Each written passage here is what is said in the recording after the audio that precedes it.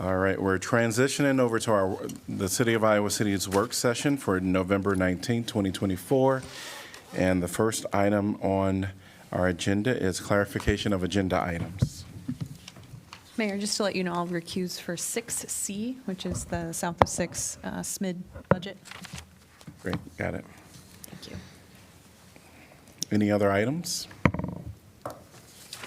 Here and now, we're going to move on to item 2, information packet discussions. We have November 7th.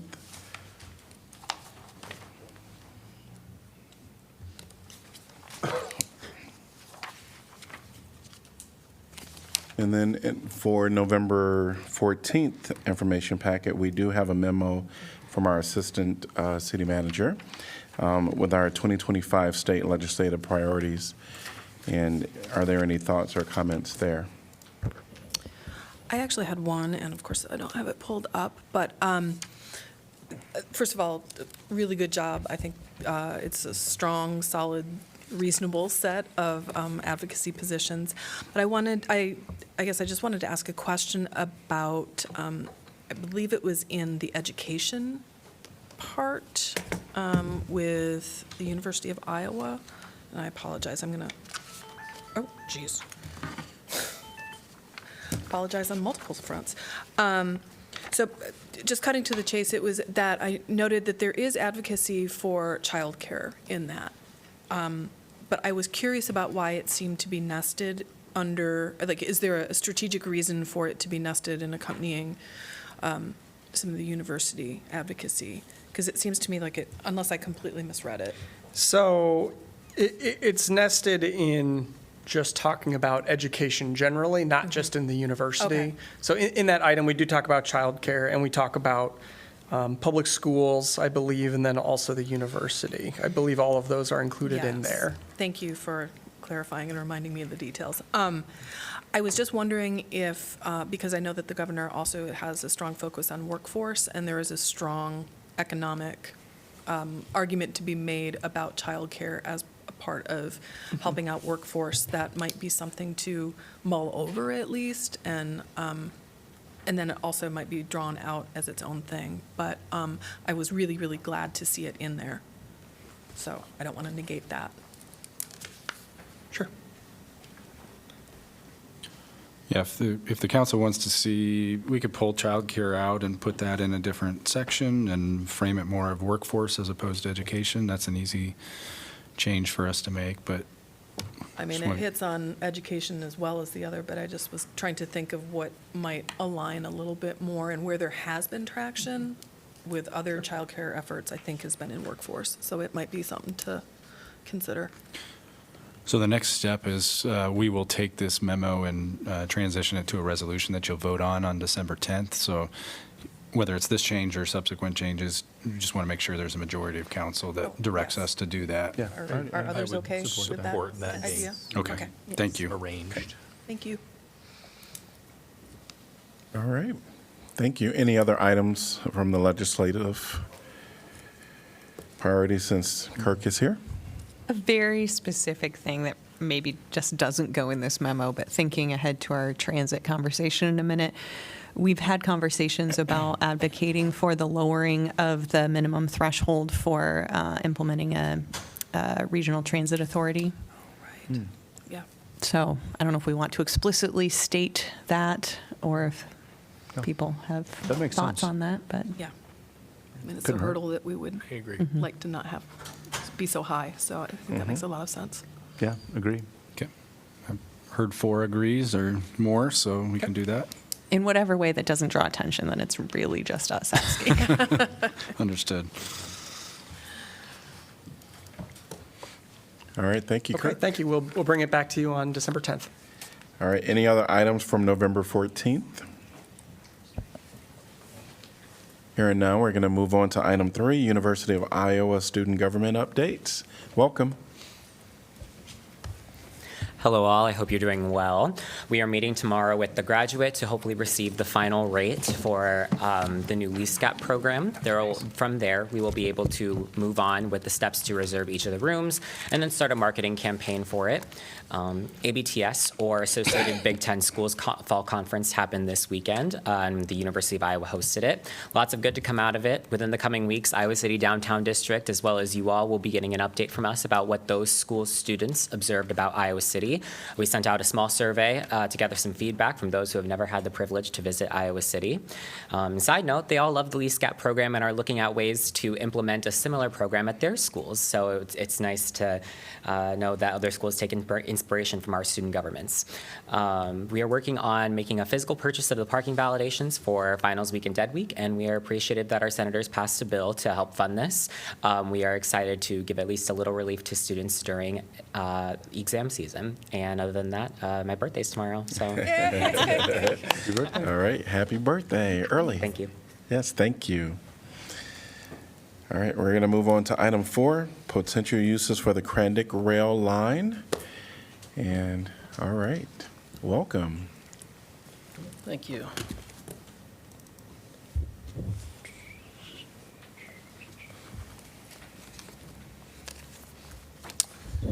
Good afternoon. Thank you for having me. My name is Kent Ralston. I am the city's transportation planner. I'm also the executive director of the Metropolitan Planning Organization. We'll talk just a little bit this afternoon about the potential reuse of the CRANDIC rail line, like the mayor mentioned, and a summary of options that's available to us. Just getting started by way of sort of the agenda for the presentation, I'll talk quickly just a little bit about the background of the CRANDIC line generally, kind of where we're coming from in the past and what it's being utilized or what it's used for in the present.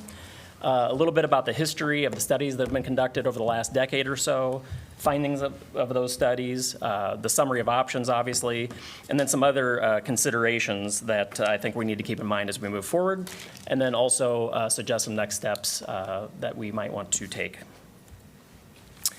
So real quickly, just the background of the CRANDIC line for those that aren't familiar. CRANDIC operated as a high-speed interurban rail line from Cedar Rapids to Iowa City for about 50 years, from 1904 to 1953. It had 17 round trips each way from about 5 a.m. to midnight. And as you can see there in the slide, that's actually one of the CRANDIC trains operating in the early 1900s, and that's actually in Swisher, Iowa, just north of us. At its peak in 1945, the CRANDIC carried about 570,000 passengers annually, so a really robust service that they offered.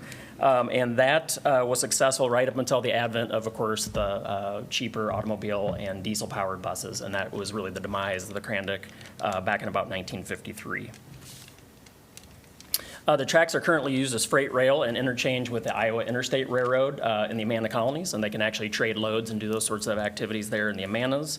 And really the corridor that I want to speak to you all about tonight is really what's shown up in yellow here, or in gold in the slide. About a 9-mile corridor roughly from Burlington Street here in Iowa City up to Penn Street in North Liberty. And for those that aren't familiar, the CRANDIC rail line is the set of tracks that actually crosses Burlington Street right by the University of Iowa main library. It also then crosses Iowa Avenue. It's the low and sort of uncomfortable bridge there on Iowa Avenue between the river and the old Capitol. Crosses the river, sort of parallels Highway 6 out into Coralville, kind of meanders through the residential neighborhoods in Coralville, and then when it gets to about Oakdale Boulevard and North Liberty, it sort of heads due north-south in that location, crossing Oakdale, crossing Forever Green Road, and then of course Penn Street as well.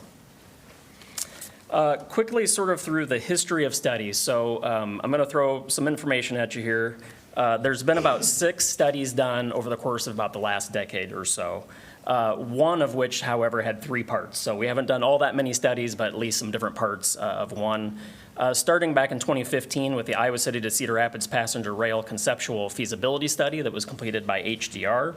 That study focused on a larger swath of the CRANDIC corridor, roughly from Iowa City up to the Eastern Iowa Airport. It provided high-level cost estimates and also looked into 3 different types of cars or trains, so to speak. One would have been sort of a traditional system with catenary lines over it, which was what the CRANDIC line originally had with the electric lines running over. One would have been a more modern diesel-powered unit, which has the diesel engine sort of encapsulated within the actual car itself. Looks more like an L-train, or actually here I have an image of one. It would look something like the image there at the top, where it's actually inside the passenger cars itself. And then the last one was an actual more traditional type of unit, where it would have been sort of like Amtrak, where you actually have the train actually pulling a number of passenger rail cars. Fast forwarding to 2016, we then completed the second phase of that study, the North Liberty Passenger Rail Conceptual Feasibility Study, and that really honed in on the Iowa City, Burlington Street and Iowa City up to Penn Street, North Liberty portion of the CRANDIC rail. We had figured that going to the Eastern Iowa Airport had a few disadvantages. One was the cost was enormous. So really what we looked at then was just really honing in, okay, what's this really look like in our urban area? That second study, completed in 2016, also added a service plan, and then honed in also on the type of vehicle that they thought was best, which was that image I showed you a minute ago, where the actual diesel-powered units sort of within the passenger rail cars themselves. In 2018, there was a lot of excitement about our multi-use trails, and we then shifted gears just a little bit and conducted a right-of-way, a CRANDIC right-of-way rails to trails conversion study. At that point in time, we had talked a lot about passenger rail, and the idea of actually converting the rail to a trail bed had come up, or in fact, even running just a multi-use trail parallel to the rail would have also been fine. And that study was completed in 2018. We did determine that we could actually do a rails to trails conversion, although they're somewhat difficult. There's some regulatory requirements. And it came in at about a $4.5 million cost estimate, and it was a fairly simple study. Advancing to 2020, we then completed the third and final phase of the North Liberty Community Rail Conceptual Feasibility Study. And this really provided the full picture of what passenger rail would look like, again, in our urban area between Iowa City and North Liberty. It also added things from the previous studies and added to them, adding in information about stations and platforms, operations and maintenance costs. And it also did a really in-depth ridership analysis focusing on university staff and students. And the idea behind that was it would set us up for future grants through the Federal Rail Administration. Then in 2020, you'll all remember the pandemic hit, and discussions of passenger rail pretty much stopped at that point in time. Budgets were, of course, tight for communities. We had other things on our minds, and we've sort of stopped talking about the CRANDIC rail for a period of time. Also during that time, because of COVID, the CRANDIC Railroad said, you know, our business models changed a little bit, and we're not as interested in passenger rail as we once were. They were, of course, still open to discussions and allowing communities to use their rail for these opportunities, but really said, you know, we're not as interested in actually operating it as we once were. We're also maybe not as interested in you utilizing some of our facilities. Previous to this, we had anticipated using their maintenance and storage facilities up in Cedar Rapids at their shops. So it changed things just a little bit. The third thing that changed is that Iowa City received 4 battery electric buses. And there was a ton of excitement about the electric buses. And at that point in time, we said, okay, maybe we should step back and actually take a look at if we're looking at the right mode at all. And that leads us to the second to last bullet point there, which is the bus rapid transit feasibility study on that same corridor that we completed about a month ago. And actually, the consultant just gave the Metropolitan Planning Organization Policy Board a presentation on last Wednesday. And then last but not least, and the purpose of the bus rapid transit study was to really be able to compare an apples-to-apples comparison between the passenger rail studies that have been completed and then the bus rapid transit. So the idea is to look at both modes and give everyone a chance to absorb that and figure out maybe what the best mode would be. And then last but not least is the pop-up metro light rail project that is being led by Greater Iowa City, Inc.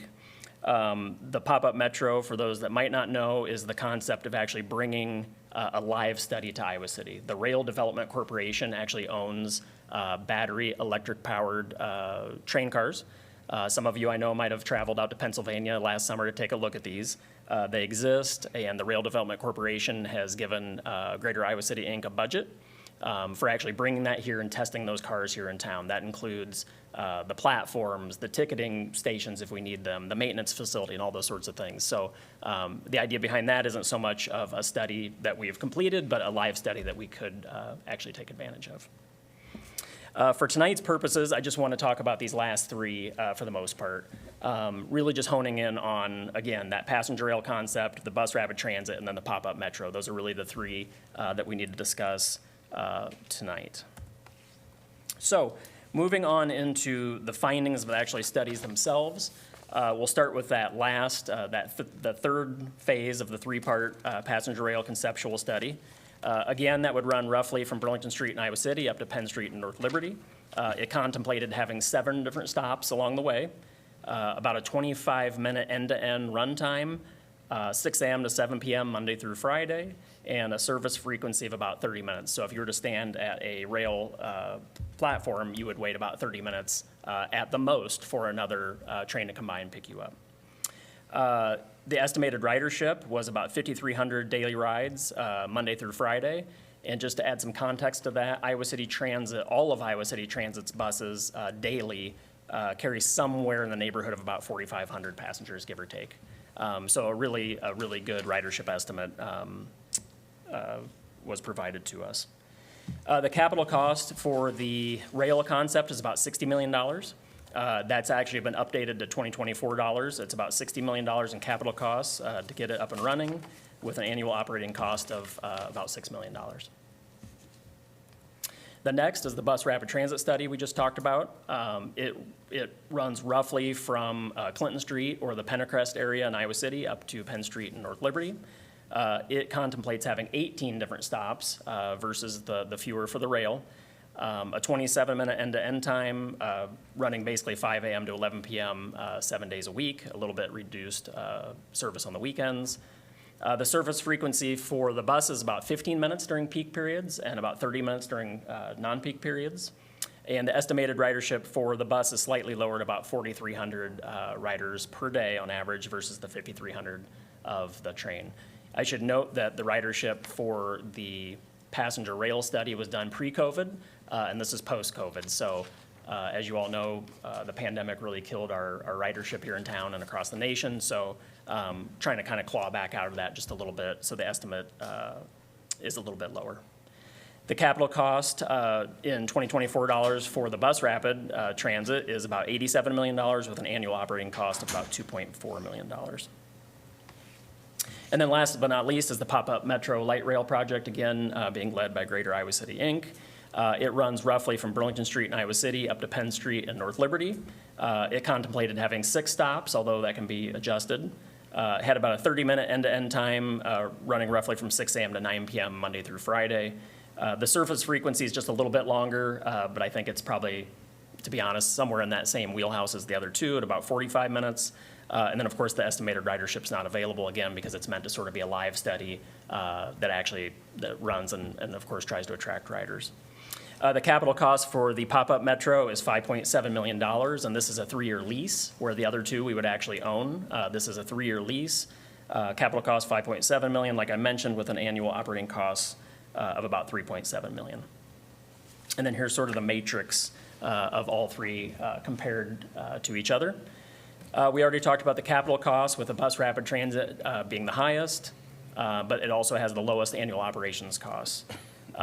We did talk a little bit about the multi-use trail earlier, and those were, of course, contemplated as part of the passenger rail and bus rapid transit studies as well. Not contemplated with the pop-up metro, but there's no reason why you also couldn't build a trail adjacent to the corridor and use pop-up metro as well. The first two are owned, of course. The pop-up metro is leased. In terms of vehicles, the passenger rail contemplates using 3 diesel train sets. The bus rapid transit would need an additional 7 battery-powered electric buses, and the pop-up metro would bring 2 battery electric train sets here for their service. We talked about the daily ridership already. For the span of service, I would just mention that these are all conceptual and, of course, be changed. These were just what was contemplated by the stakeholder groups at the times we did the studies. And specifically with the pop-up metro, that was just a schedule that was used as a starting point and can certainly be adjusted. For service frequencies, they're all right about in that same time frame, like we mentioned, and then travel time's all about the same. Number of stops, of course, there's quite a few more for the bus rapid transit.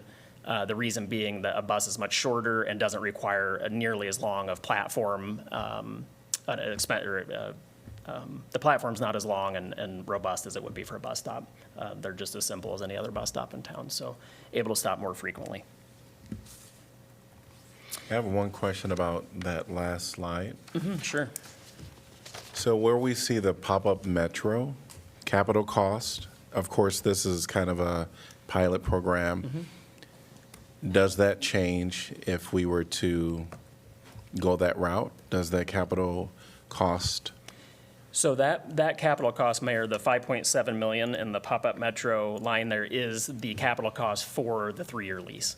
So that would be the upfront cost for the 3-year lease, and then a $3.7 million annual cost, again, for each of those 3 years. So after the 3-year lease, do we know what the capital cost is? Will there be one? The capital costs. Or it would have already been Yeah. encompassed? I would imagine that the capital cost is already encompassed, but the annual cost will remain. I don't know if we know what happens after the 3 years. I think it's used to prove that if you want passenger rail. Sure. This is a live study that Sure. would prove the need for the passenger rail. Right, so, the question remains, I think, so if you want to re-up for an additional 3 years, for instance, it's used as a live study, meant to sort of springboard you into something more permanent. If we wanted to use it for another 3 years or another 1-year lease, I don't know that we know the answer to that, Mayor. Okay. I would assume that we could, but I don't know what those costs would be. That's a good question. Can you speak a little bit about the annual operating costs, how they compare between all three? Because I'm not as familiar with the initial 2020 passenger rail, what was included in that. Specifically, one of the challenges of the rail is that it's close to where people want to be, but not exactly there. Was there any additional transportation in that operating budget to get people from, let's say, Burlington Street to our bus interchange, or from? Right. Are they apples to apples across that annual operating budget? I would say yes. So yes, it didn't contemplate adding any additional service, like to Iowa City Transit, for instance, Right. to actually get folks to that line. That is just to operate the actual passenger rail. Okay. Yep. That's a good question. And the pop-up metro, remind me, the annual operating costs, those were numbers provided by Railroad Development Corporation for what Correct. they think it would cost to have someone in Iowa City operate their train. Yet we don't know who that would be exactly. Is Yeah. that fair? Yeah, that's correct. Okay. Yeah. So I think with the pop-up metro concept, they provide the maintenance, they provide the service, all those things. We would provide the actual employees to operate the train itself. Yeah, who's that we? Good, that's a good question, the larger community. So, I mean, it could be Iowa City, it could be Coralville, could be North Liberty, whoever would take on that. Could be a city or could be another entity. Sure. Okay. Yeah. Yeah, it'd be the hiring and the scheduling and that sort of thing. Yeah. Yep. I have a Good questions. question. Yeah. I do have a question, and I might be a little embarrassed to ask it. My understanding was that pop-up metro was not, that yes, it was a proof of concept or a pilot, but that this was also potentially a third solution, not that it was going to be simply a pilot to prove passenger rail. I was thinking it was a third solution. That's not the case? It's just a pilot to prove out that passenger rail indeed could come back roaring and be strong? So in my mind, it's both, but I might defer to Katie Gerlach with Yeah, better. no, I with was Better Together thinking it was 2030. that Yeah. this was like a viable third alternative, that we'd try it, and if it worked, great, then we kept using it. Yeah. Not Yeah, that it I would mean, I go think to- it's either, and I think that was to the mayor's question earlier, Yeah. that, if we wanted to use it for 3 years or another 6-year contract, could we? And I don't know the answer, to be honest. I think we could, but I don't know that we've really asked that question. Is that fair? So I don't have much of a voice. Can you hear me okay? Katie Gerlach with Greater IC, and Pop-Up Metro approached us to provide this 3-year live study. this is the cost for the live study for that 3 years. The capital cost would be installing permanent stations like contemplated in passenger rail. The other capital costs would be permanent rail improvements as needed, just like in the passenger rail. That 5.7 would be the capital to get the pilot study going for those 3 years before you make the larger investment in permanent infrastructure. We've talked about the CRANDIC for 25 years. What Pop-Up Metro provides is a way to prove before you make those large investments if it's worthwhile. They also have offered that the cars would be for sale at the end of the 3 years if it was decided. They would also continue the lease. Okay, no, that helps, because for Yes. some reason I had it in my head that this was like something, you've answered my Theoretically, question. and Thank I you. would say it is a little bit different because it's a battery train car. But they've also expressed that they could do different types of diesel power, different types of biodiesel. Their goal is to keep short rail lines like we have with the CRANDIC, which is one of the most unique assets in the region, active. Okay, no, Sorry thank you, about that that. clarified everything. Thank you.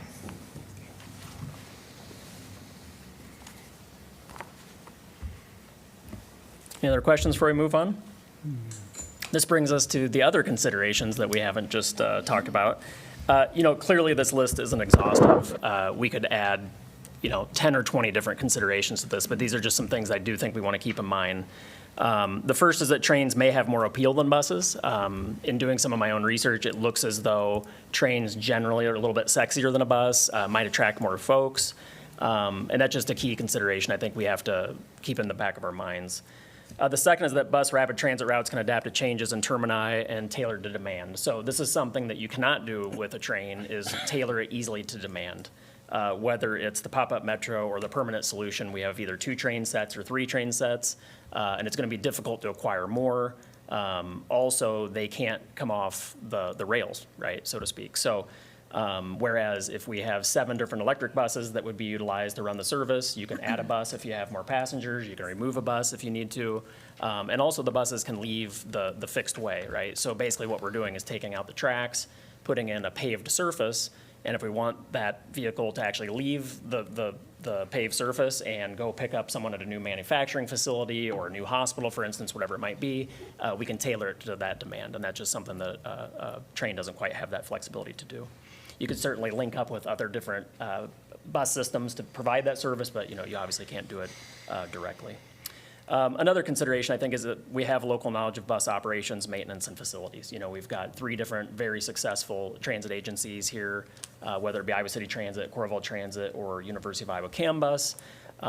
We know bus operations, we know how to maintain buses, and we know the facilities.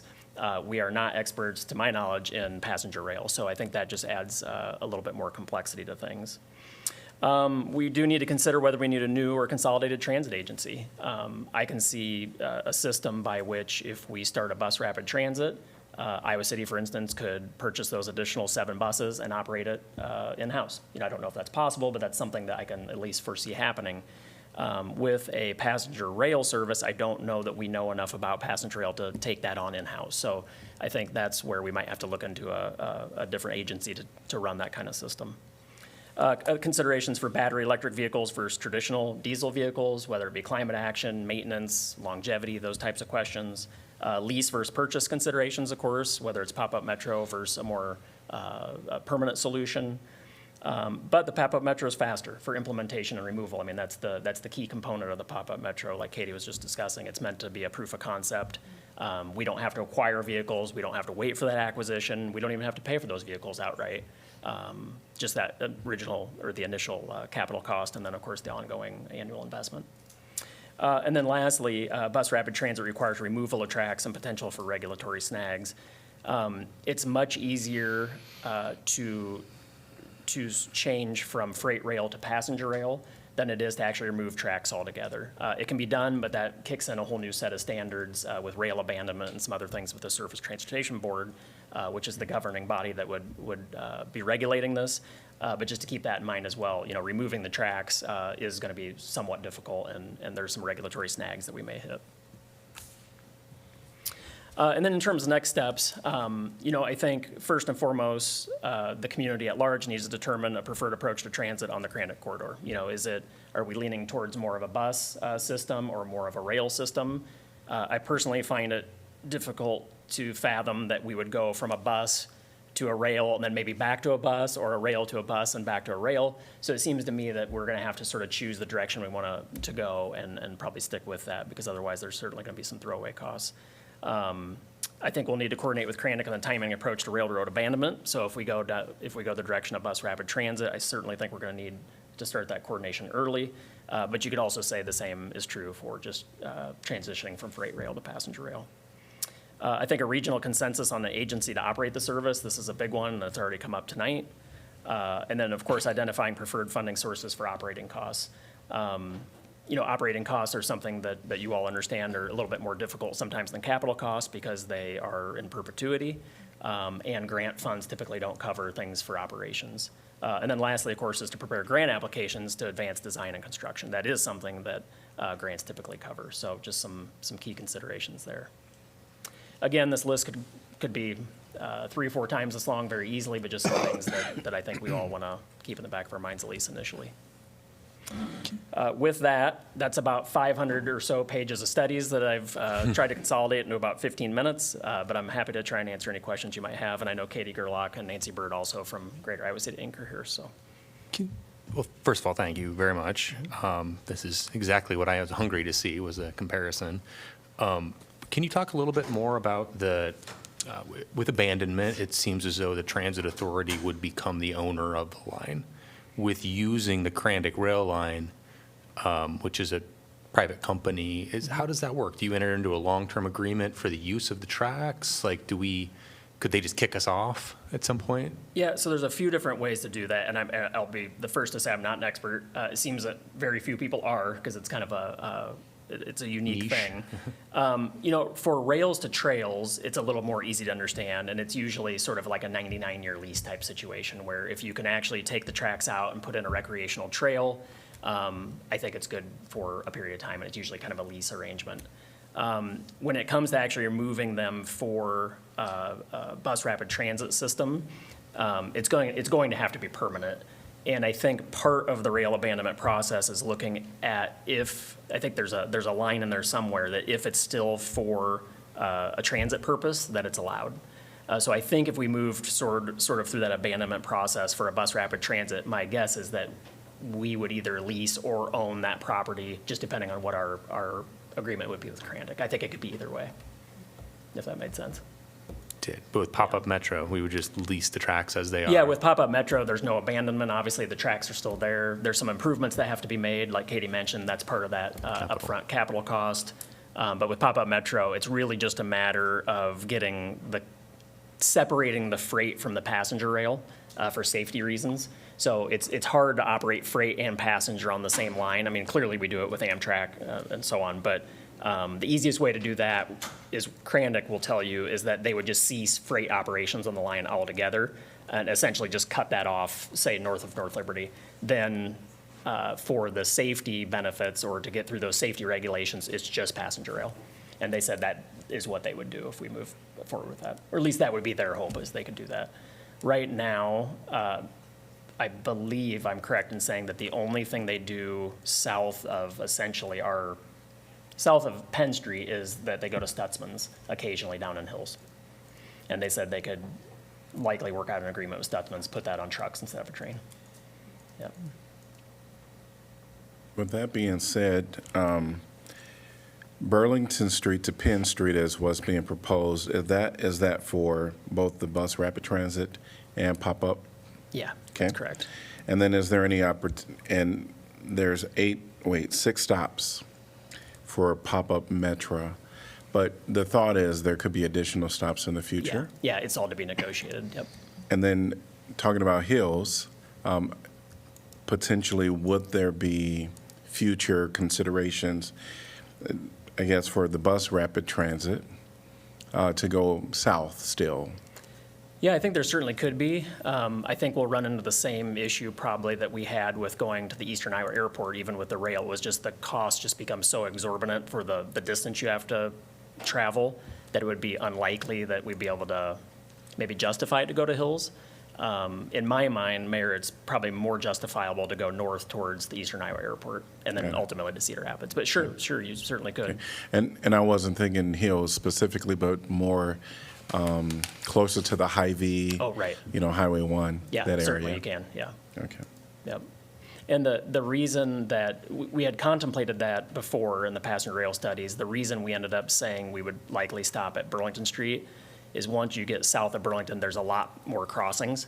You add something, don't quote me, but you add something like 3 or 4 crossings for a matter of like a quarter mile, and all those crossings come with a big price tag. So it was thought originally, we'll just stop at Burlington Street, and cut those costs out. But certainly you could, yeah, that's a great question.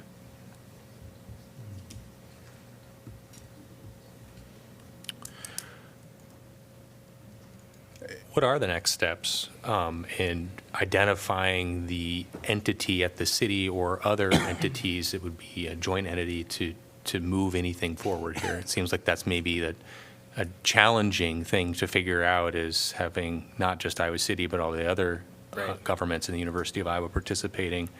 Who's the right organization to coordinate that? Right.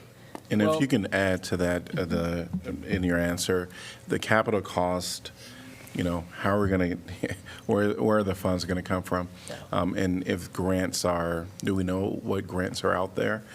And then that annual operation cost, which is really within his answer or question as well. Yeah, so for the capital part, I think clearly for any of the 3, and including Pop-Up Metro, there are grants that we can go after to help with those capital costs. And maybe the operations cost, but less likely.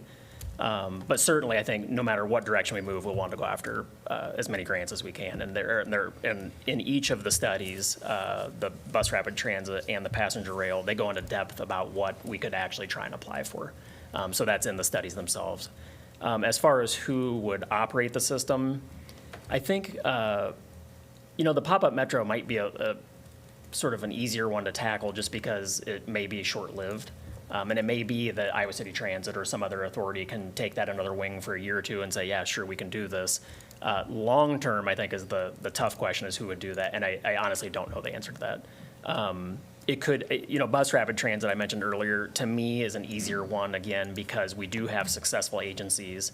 And without trying to oversimplify it, I mean, you're buying 7 buses and you're essentially running a new route. So it seems to me that in that gross oversimplification that, that's something that maybe an existing service could actually provide, or an existing organization could provide that service. When it gets into passenger rail, that just seems a lot more difficult to me. And it seems like at that point, you may need to have a transit authority or at least another transit agency that would actually run it. And the other part to all this too, and it's discussed in some of the study, is that you can actually create a transit authority, which then is a taxing entity. My understanding is we can't do that yet because we don't have a big enough population. We would actually have to change the state law.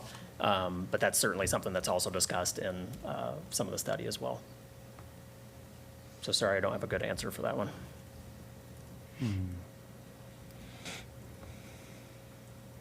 One thing I wonder about, looking at all these 3 together, and I don't necessarily, maybe something for future consideration, maybe not an answer you would have off the top of your head.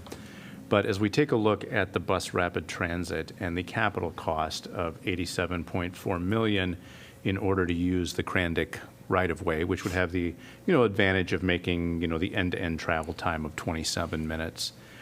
I just would wonder if we continue to look at that, and we would have to create some sort of an entity that could take that on, if we wouldn't be better served with just doing an express line on existing roadways that might take 5 minutes longer, without the $90 million capital cost. I mean, just as I look at that, I have to wonder if that wouldn't be, not to say that that's what I'm advocating for. I got to think that out because a little bit further, but just as kind of that question too, like, does the desire to use that right of way, is that the cost benefit analysis of that for the few minutes it might get from a route that runs basically that same thing? Yeah. So just a thought.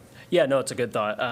and I don't have an answer for that, obviously, but in the study, it does talk about, it separates out new riders as well. So I'd have to dig into there, but it does separate out actual like choice riders for riders that need the service. And then it also talks about in the modeling, how many they actually predict will be new riders, which of course, you may be able to still capture with like an express route, but maybe not. You know, maybe it's Sure. this bus rapid transit or bus line, again, is a sexier option that attracts more people. So hard to tease that out, but, Right, right. but they do talk about that in the modeling some. And as we move a little bit closer to have, I know we got a lot of steps and there's a lot of a lot of different groups that have to come to the table and agree. But one of the things too that I'd be interested to see as we get closer to having to make a decision is, and I'm sure there's probably part of these studies, is the environmental savings impact as well. So, versus diesel versus the electronic buses versus the electronic pop-up metro.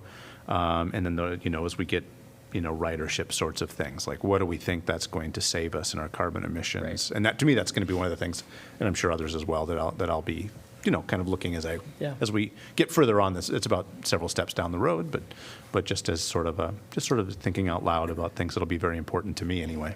Yeah, no, I agree. And I think while some of those things aren't included in the studies themselves, because they do give us ridership and because they do give us some of those numbers we need, I think we can now sort of back into some of those things, right? We can have, different staff members start to tease some of those things out, which will be helpful.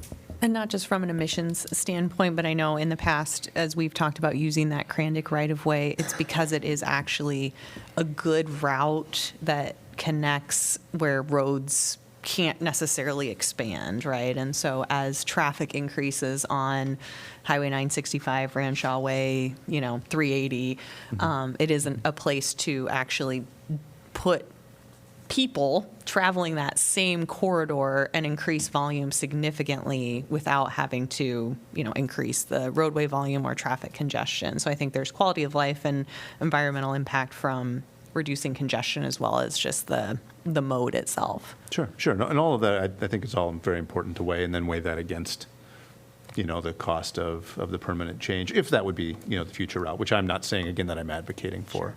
I think they're all, all interesting. Do you think we can get at $87.4 million through grants? I think we could probably get a large part through grants over a period of time. I don't know about all of it, though, Mayor. Okay. It wouldn't be uncommon to see some sort of local match required, 80-20, 90-10, 70-30. Usually those are the types of numbers we would see with transportation grants in general. I don't know if you see different with anything you've looked at with rail. Yeah, I think it'd be the same, yeah. And you are planning, this is a presentation you're actually going to be sharing. I'm just going back to the MPO meeting last week.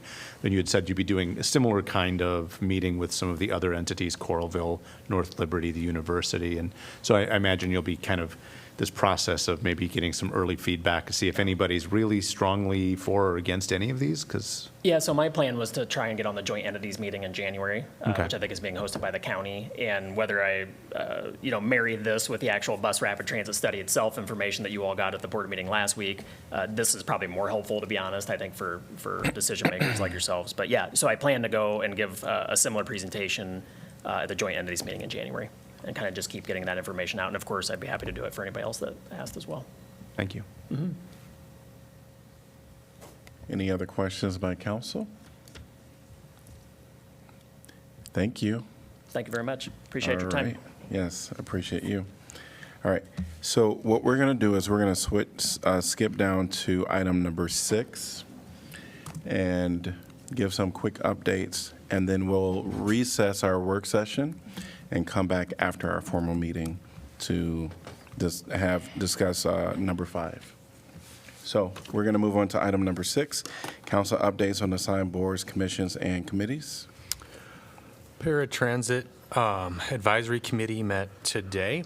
And just as a reminder, there was a same-day service funded through ARPA that expanded coverage to people beyond those who might not have had all of the paperwork in to participate. That does expire on December 6th this year. So there will be change in service. It, of course, will continue to be a service. Seats will continue to provide service, but it's less funding and a fewer people served. So anyway, they do have a new sort of app or system that apparently has been a real big benefit to people. It helps both partner agencies schedule on behalf of people, as well as it helps people know when the buses are coming. And they also just got back some survey information that showed that people really do appreciate and use this service a lot. And I was happy to see that, their handful of comments or criticisms they got, they're definitely addressing them as they can. So any additional information I'd be happy to share. But I think that's really important to know that say they do 500 and 550 trips each weekday. That might change with the loss of ARPA funding.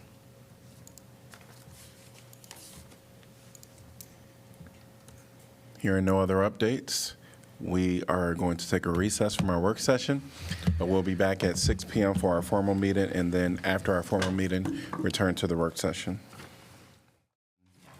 This is the City of Iowa City work session.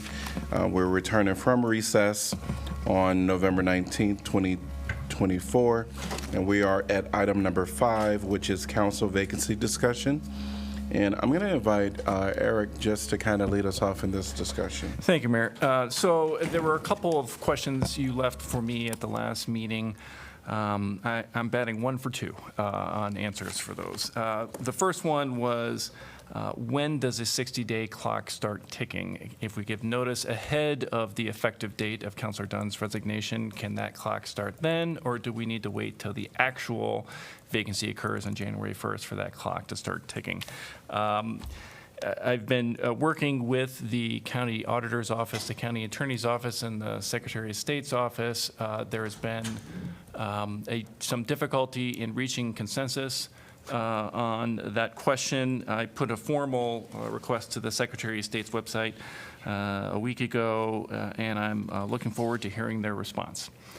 On the positive side, I did receive confirmation on the signature requirement. That was the second question you folks had for me. How many signatures would be required for a petition to demand a special election if the council were to decide to appoint? Originally, I was thinking that the number would be higher than last time. That was because the turnout for the 2023 city council election was higher than the 2021 city council election. I turned out to be wrong, but here's why.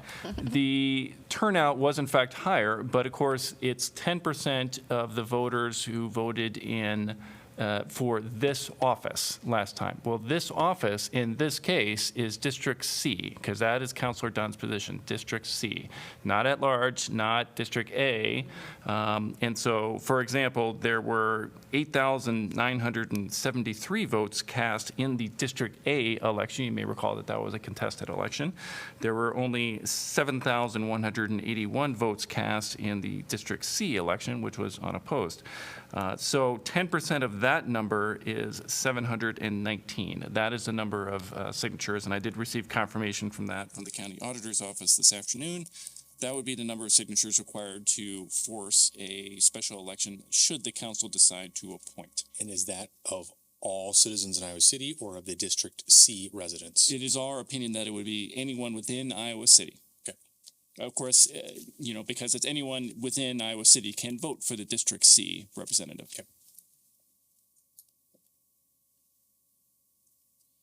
And happy to answer any other questions you folks may have, if I can. I think just for the public, you said anyone in the city can vote for the District C seat except in the primary, which will still be in effect. That's right. At the time of this election, if it happens before. I mean, we don't, any change to the charter would not be happening prior to this election, correct? I assume not. That could, I'm offering a caveat here because that would depend in part on the timing from you folks. For example, last meeting when we were talking about this, I explained that if you go 60 days without making an appointment, then by law it becomes a special election. We need to give at least 60 days for that, and before you know it, we're in May. I suspect that the Charter Review Commission will be bringing forth their recommendations to you before then, long before then probably. At present, they're not recommending any changes, for what it's worth, to the district election process. But of course, council could make their own changes pursuant to the current state of the charter. But I don't want to get too far into that because we haven't noticed up that discussion.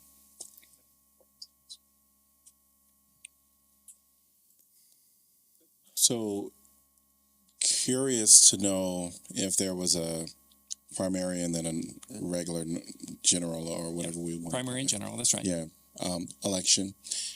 What is the latest date that we can have the general election?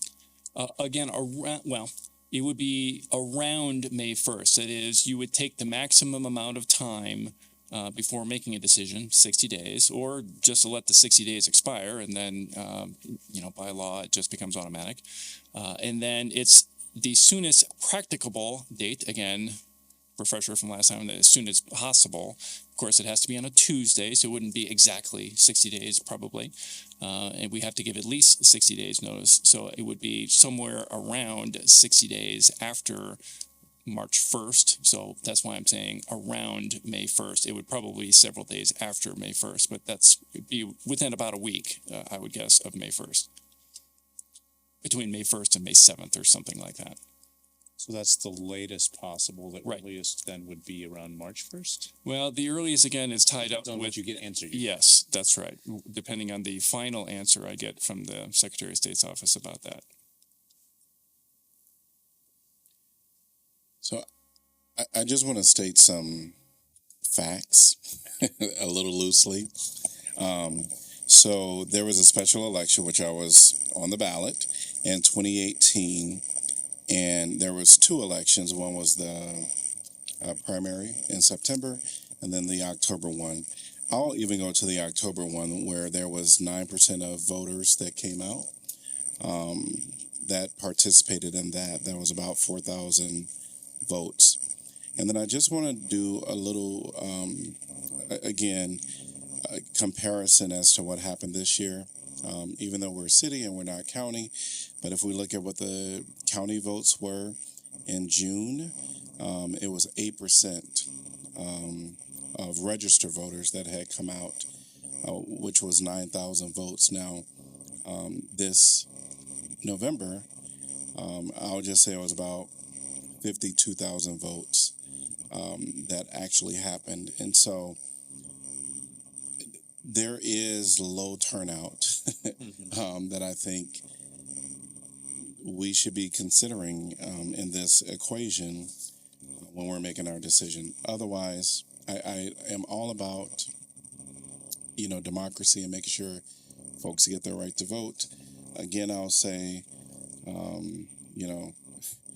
being elected by colleagues is all good and respected. But I feel like Iowa City people want to, make their vote. So for their merit, not totally apples to apples comparison. So there are arguments made for both sides, and I think this council just has to make a determination. If we're looking at a special election that has both a primary and a general, we're going to talk about $100,000, and it is what it is, the cost of democracy. I understand that, but I just wanted to put those figures out there just for people to be aware of, not looking for a debate on it at all. But you can comment if you want. I'm not making a case. Okay. I am not making a case. I just wanted to state the figures. So in that regard, following up on cost, a question that I have is, how do I put it? You might have to circle back to me.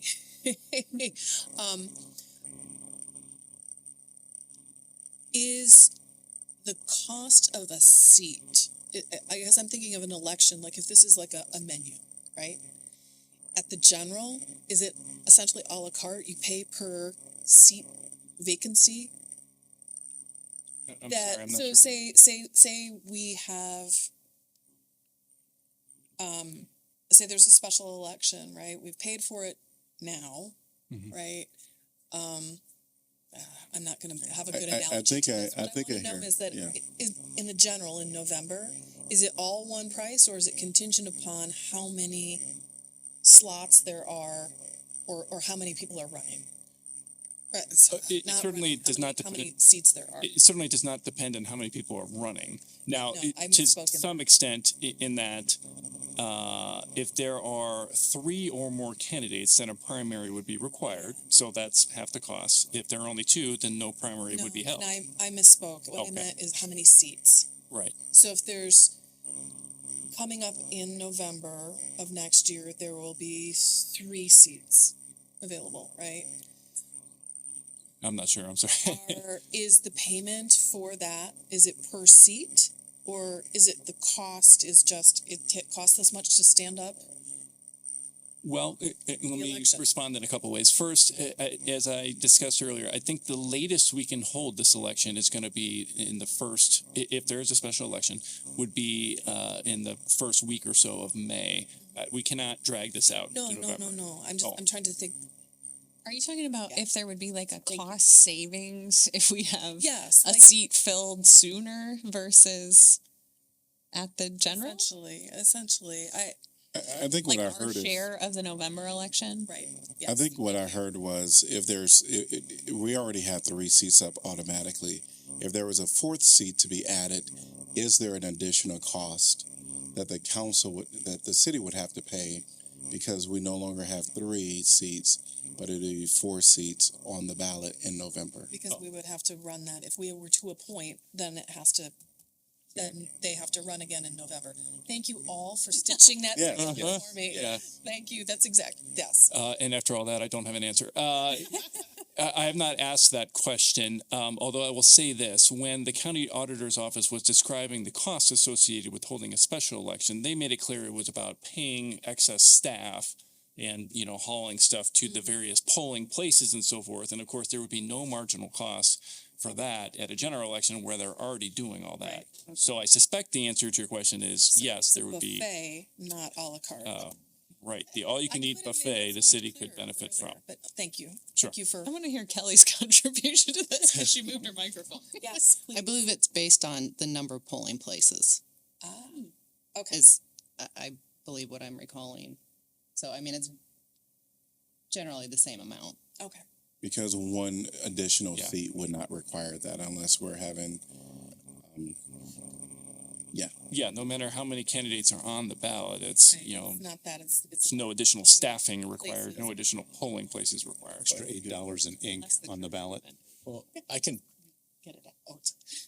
I can just say I've been sort of soliciting all of my friends and saying, what do you think about this? And I have got completely mixed results from everybody. I think everyone understands the math. Like, it costs money. Nobody wants to spend the money, but there is value in having the special election. So if it was free, it'd be an easy choice, but it's not. But at the same time, I'm kind of sticking with what I said last time. I think we should do the special, and I think waiting as late as possible for the purposes of getting better engagement is my gut reaction as towards how we get better interaction with the election is pushing it to that springtime as opposed to the cold of winter. But that's just a gut feeling. I don't have any data to back that up. So just to respond to that, I've been thinking about that piece of it in the conversation we had about weather and that type of thing. I think so. Just like looking at my calendar between now and the end of the year, there is still a lot going on. There is a lot that people can do. And I realize the person campaigning is not going to be necessarily between now and the end of the year, but just I think there are winter events. They're different than those that happen in the spring or the summer. But I think just for the sake of having a full council, that we should have the special election and do it as soon as we're able. And I think if people want to, have their own events, if they want to knock doors, I think they're going to do that, whether it's in, February or April. I've been going back and forth on that too, and I haven't really reached a decision, but yeah, that kind of there's also the cost benefit to us as a body trying to make decisions for the city. Yeah. And does it make sense to get somebody on early? Because we're doing the budget that time, right? So does it make sense to get somebody on sooner to, the cost to the dragging it, yes, back and forth. Like, is it better to have a little bit more time for people who have time to think about it and have a campaign versus, we have this still requirement of 4 yes votes to pass something so it becomes with only 6 people, it becomes a little bit of a weirder situation. Then that's, not the end of the world, but it might not be the most desirable. So I'm going back and forth on that too. So it sounds like we're going to have to make 2 decisions: yes, no, and if yes, when. Well, and I was a proponent, along with Mayor Pro Tem, to say, why don't we wait, and so that it could be better weather. But I was thinking about it in the interim, and the danger with that actually is that there are some people who are very plugged in to what we're doing and to these conversations, or have networks with us or friends, and would know that the intention is a special without us declaring it, which means there could be people who would be interested, but they haven't gotten their kitchen cabinet together. They haven't started raising money yet, and they would be at a disadvantage because they're not plugged in the same way that perhaps some candidates might be. So that's something that I kind of grappled with, saying, well, I think it's a matter of we decide, and maybe it's that we get to find out when that clock starts ticking, but so that then everybody has a level playing field to say, yes, there is going to be a special election, or no, whatever, or an appointment, but I'm leaning for special election, so that everyone can say, okay, well, what do I need to do? I need to raise some money. I need to do this, so that it isn't something that some people know about and are like, and then others find out about it in the paper to say, oh, the official thing is gone, and they're, a month and a half behind in terms of what they need to do. And I think part of the corrective is the fact that we're talking about this in open session, and they might see some, probably some indication of what we're thinking, that might be in the paper, maybe tomorrow. Hint. Or this week. But I'm sure this is going to be a story of interest. And so it's not like, we're doing this in open session. Oh, yeah, so absolutely. I just think that when we talk about, there's some people who are very plugged in, and there are some people who are not, who are interested. Yeah, We that's have actually received pretty email, people asking about that. Yeah. So Yeah. I think, and people like also, yes, Starbucks and I, like some people reach out to me and say, hey, when that's going to happen? So I think the sooner is better just to announce it, and Can I And ask? also, I still with a special election. So it sounds like, Can I ask one question about how this works? I responded to someone, I hope correctly, that we can't officially act until the seat is vacant. Like, we can make all of our intentions known, we can discuss it, but we can't call that election or start the appointment process until the seat is vacant. Is that accurate? Well, that's what We're waiting on. Well, you certainly can't appoint the person until, but you can, I think, decide that you're going to do it before then. I'm trying to remember when I'm trying to remember when he was appointed. January. January, it was the first January, I think. January. Yeah, my memory is that the council decided well in advance of that point that you were going to appoint, and did so right at the beginning of the year. And you have applications and everything. Yeah. And, Yes, that's right. and he was sworn in. The council made a decision to appoint Councilor Dunn, and he was sworn in and went and sat down and, jumped right in. So the other thing I'll mention insofar as timing, a lot of your discussion has been about timing, is that the deadline for candidates to file for their candidacy is 53 days before the general election. Now, remember that at minimum, you only need to give 60 days.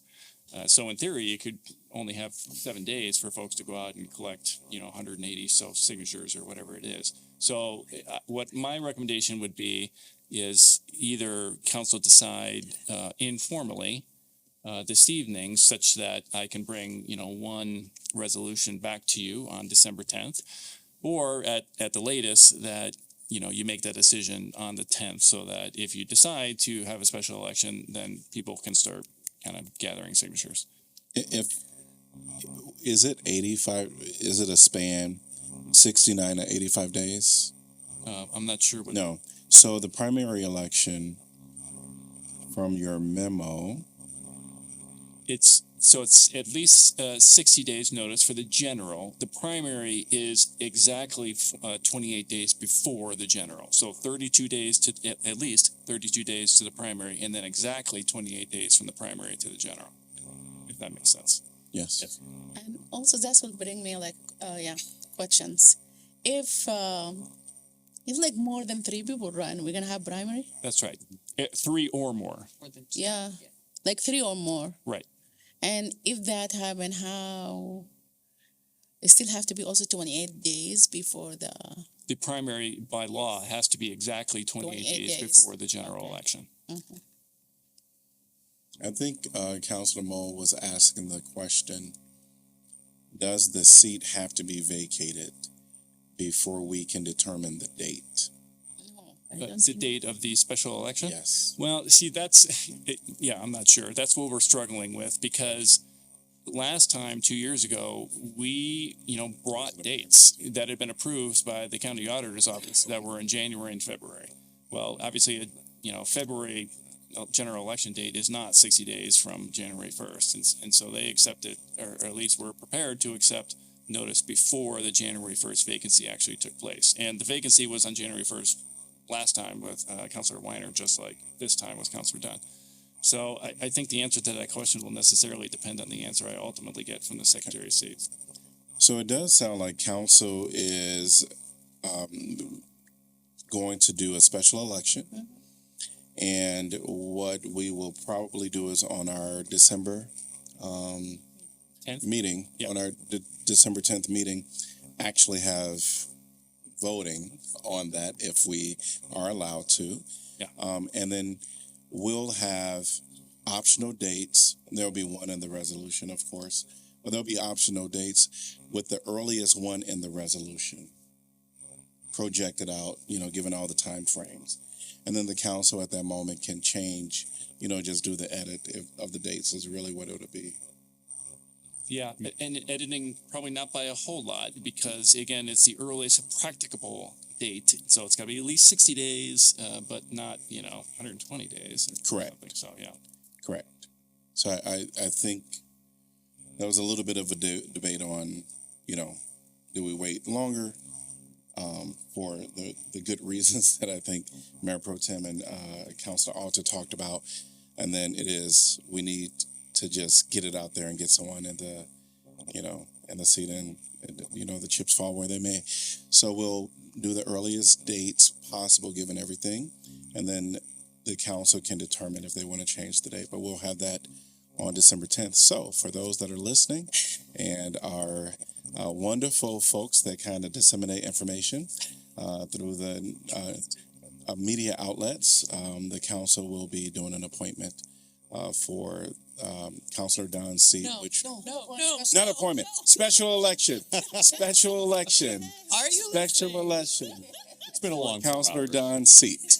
All right, Great. which will be I was like, what? yes. Sorry, That was, yeah, you're like, That was awesome. slipped. I wasn't trying to slip one up on you. At least people knowing that it will be a special Yes. election, they will be just start. Yeah. Like doing their campaign. So, Yep. yeah. All right. Anything else to add to this discussion?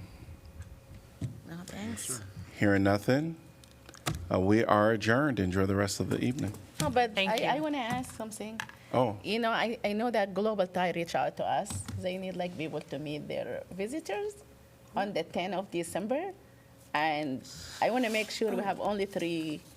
I'm interested, but I want to know who else What was this? will join. Global Tie, so yeah, we'll. Visitors from Ethiopia. yeah, visitor from Ethiopia. And they need like, because they want to talk about like how things work and how like. So maybe what we can do is maybe, Kelly, can you send that email to all of council and see who's interested? Yes. Thank you. Okay. Thanks for Thank bringing you. that up. All right, Thank we're you. adjourned. Thank you. Okay, we adjourned.